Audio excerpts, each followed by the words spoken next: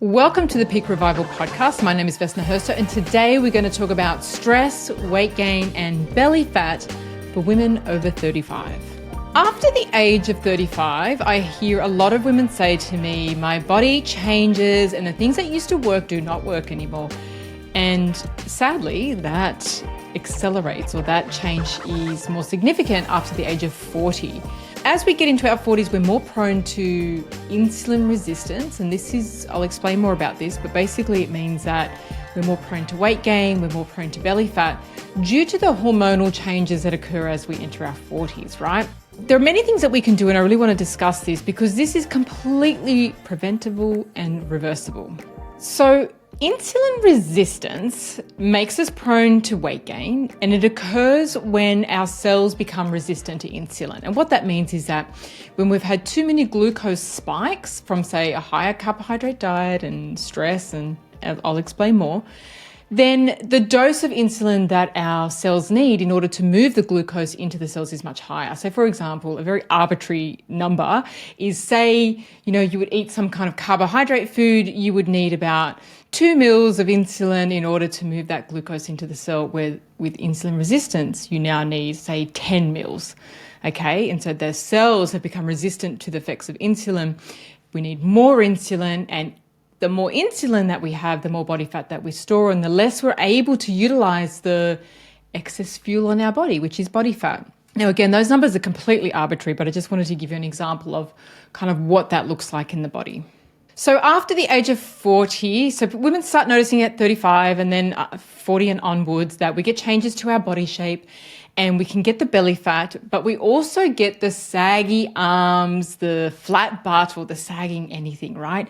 And this is because insulin resistance is linked with muscle loss, or age-related muscle loss, known as sarcopenia. So this is where you start to see that, hey, the things that I was doing before in my 20s and 30s is not really working anymore in terms of exercise, in terms of diet. You're losing more muscle, things are losing tone, and perhaps the exercise you've been doing for such a long time isn't having the same effect. Now, besides just an aesthetics thing, right, it's always nice to look toned and fit into your clothes nicely and not have anything overhanging and too many soft spots, but insulin resistance and sarcopenia mean that there's too much inflammatory fat. When we have muscle loss, or muscle is an indicator of health and longevity. So we do not want to lose this as we get older. We really want to retain it or even grow some more muscle, and it is possible, okay? So we don't need to be getting sarcopenia. There are things that we can do to offset this. So what causes insulin resistance? Well, there's two big factors. Number one is stress, long-term recurring stress. So when there's been an impact to the HPA axis, which is basically part of the stress response system, if you've been in a long-term period of stress or burnt out or adrenal fatigue, those periods of high cortisol, the high stress hormone, when our body is in fight or flight mode, our body is flooded with glucose. And when there's high glucose, there's going to be high insulin as well. And so we're going to start laying down more fat and our cells become more insulin resistant. So I had a client that when we were tracking her glucose through glucose monitors, she found that when she was in a meeting, she hadn't eaten anything for hours prior to that meeting, but her glucose levels were going up in that meeting because she was quite stressed, right? And she was really surprised to see how her body was responding to stress. So it's really like I say that when our cortisol increases, it's really like we're eating some kind of processed carbs or sugar because the body is having that surge in glucose. The other thing with stress is that long-term stress or stress causes us to self-soothe with food. So we look for the sugar, the carbohydrates, the alcohol, whatever it is to, help us to relax and help us to get over a bad day and help us to deal with our stress. And that also increases glucose and insulin spikes. And then weight gain. So weight gain and insulin resistance kind of go hand in hand. But if you've gained weight due to whatever reason, if your measurements are over 88 centimeters or 34 inches, it is an indicator of insulin resistance as determined by studies. Okay, I have some women who kind of throw back and go, well, that can't be true for every woman. This is what the studies show. So if there is an increase in belly fat over 88 centimeters or 34 inches, there's a predisposition there to insulin resistance. So the good news is This is completely reversible. You can prevent it, and you can do it without being so restrictive or feeling hungry or cutting out so much from your diet. And the benefit of reversing this is that you'll have so much more energy, right? Because right now, if you've got excess fat, your body, that's excess fuel that your body can tap into for energy. And body fat gives us a high source of energy that lasts all day long. So we want to tap into that, right? And so you'll have so much more energy, you'll have less weight, and you'll improve your muscle tone. Again, that all looks great, feels great, but you will be much healthier for years to come. And for women, offsetting things like high cholesterol, fatty liver, which is really common that I see with women, and non-alcoholic fatty liver. And this is all coming from the diet and from stress. And the other major factor is reducing the risk of cardiovascular disease. And we're looking at dementia, right? They say dementia is type 3 diabetes. So, insulin resistance is a marker before diabetes. So we want to make sure that if we're there, we want to pull back. We want to make sure we improve all of our health markers, reduce insulin resistance, burn the belly fat, get more energy, improve our muscle mass in order to have long-term health. Okay, the first thing that you want to do to reduce the insulin spike. So this is how you want to look at it. You want to reduce glucose spikes, so the big increase in your glucose levels. So sometimes you can have a carbohydrate food and the glucose rises very steadily and then it comes down very steadily. But some foods will cause your glucose levels. Once I had a glucose monitor on and I drank a bubble tea and my glucose went boop and then boom, right? And so that is a very sudden shock of glucose to the system, which requires a lot more insulin, right? So it's a safety mechanism for the body. When the glucose is rising too high, the body will release a lot of insulin to pull that back down to normal levels.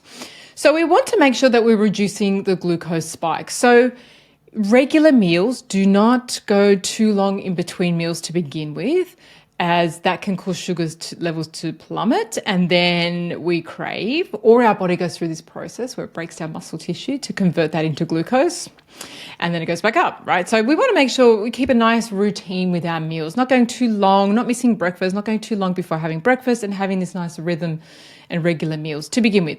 And you want to make sure that you balance your meals, protein, carbohydrates, and fats, and you want to eat the protein portion first, the proteins and the fats first, right? So the reason for this is that if you had a nice balanced meal and you ate all the carbohydrates first, that can cause a spike in the glucose levels, right? So you want to go for the protein and then have the carbohydrates to create that nice, smooth glucose curve. The second thing that you want to do is reduce the mental stress. So as I told you about my client, it wasn't even food related for her. It was definitely stress. And so I did an episode 5, where I talked about escaping the overwhelm trap, how to reduce stress and anxiety. So it's really the mental game, because most of our stress, 80% of our stress, is mental and emotional stress. So this is where we can make the biggest difference to our health if we can get a handle on this. And it also means we won't be going for processed foods to kind of self-soothe, right, to get us over a bad day. And then other routines, like making sure you get good amounts of sleep, getting to bed by 9:30, 10 p.m. Like having a good sleep routine really reduces the stress hormones. Exercising helps to remove the stress hormones in the body once they've been released. So instead of just sitting down at your desk, getting up, going for a walk or going for a run or whatever it is that you do to get rid of the excess stress hormones. So that's number one. That's reducing the glucose and insulin spikes by reducing stress.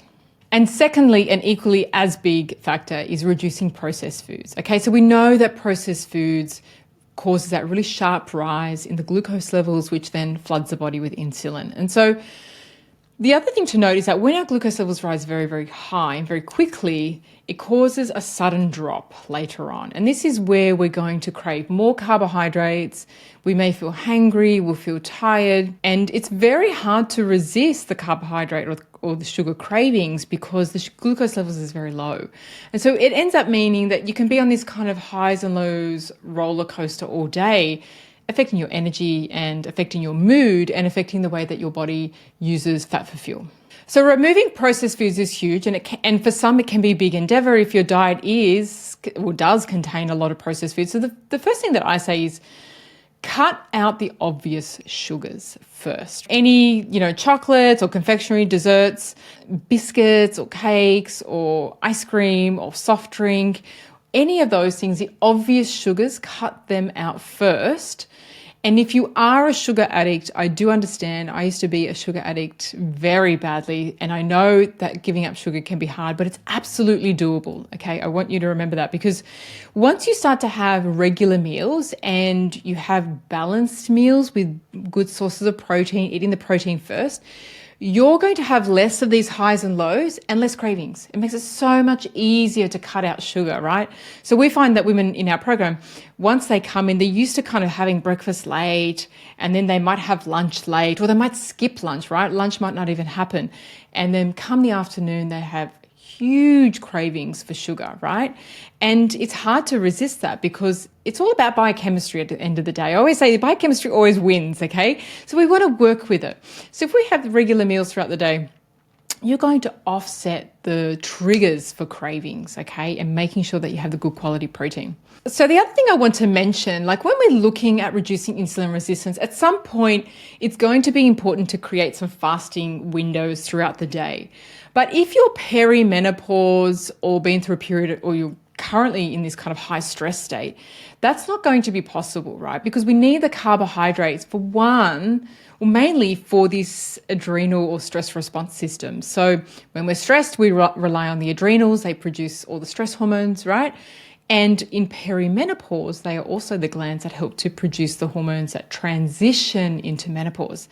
So if we take those away right now, the carbohydrates completely, that is going to crash you, right? It's going to make it very hard for your body to do what it needs to do. Or if we completely put you on a fasting schedule, right? So we don't want to do that, right? The first thing that you want to do is reduce your obvious sugars, create some fasting blocks later on down the track when you're feeling better in terms of energy, in terms of the belly fat reducing.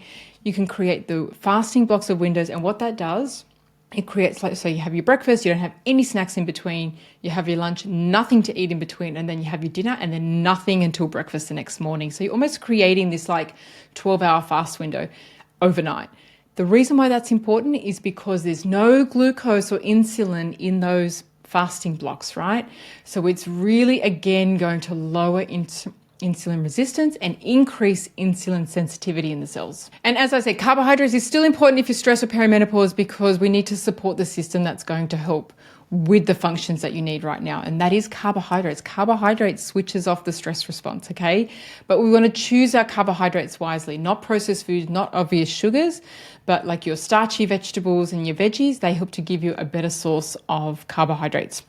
So with all of that said, right, it can seem like a lot. This is where I would start. If you're right at the beginning and you're like, oh my goodness, that sounded like a lot that I needed to do, this is where I would start. Start with regular meals, breakfast, snack, lunch, mid-afternoon snack, dinner, and make sure that you're eating protein, carbs, and fats with each of those, right?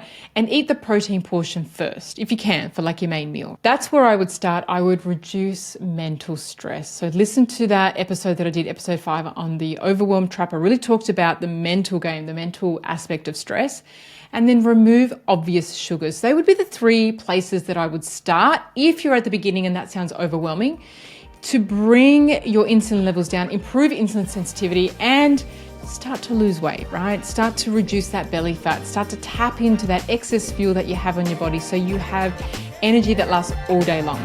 I would love to hear your comments below on what you're going to start first, or kind of where you are at with what have you tried before in terms of insulin resistance and reducing belly fat. Let me know in the comments below.